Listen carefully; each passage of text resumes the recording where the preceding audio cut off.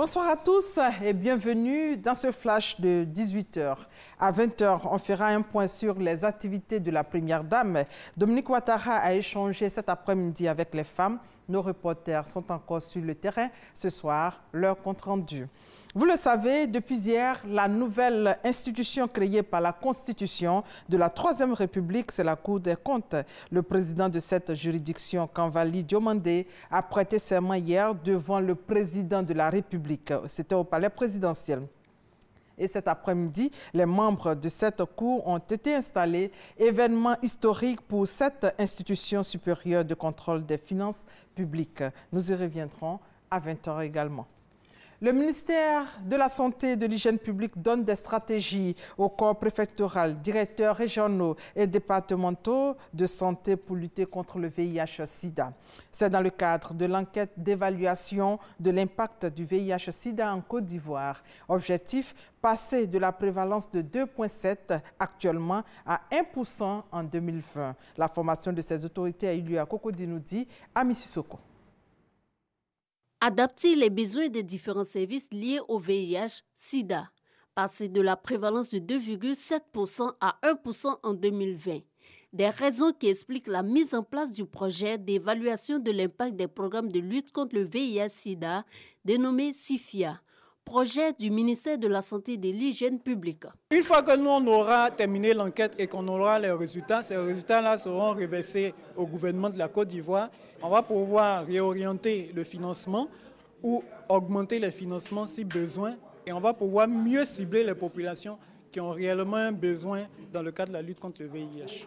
Aidez-nous à convaincre nos communautés à accueillir les enquêteurs.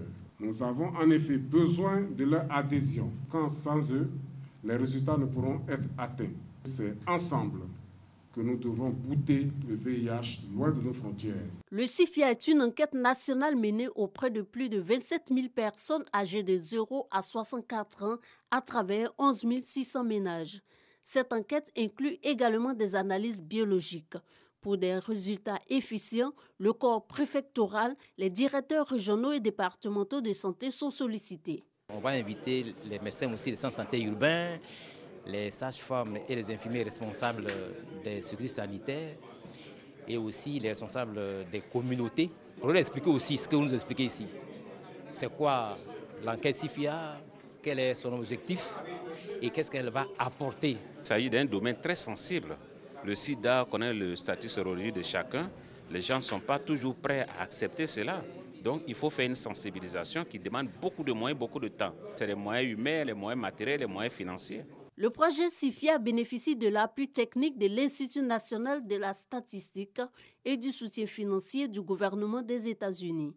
Ce projet d'évaluation de l'impact du VIH-Sida se déroule dans 14 pays en Afrique.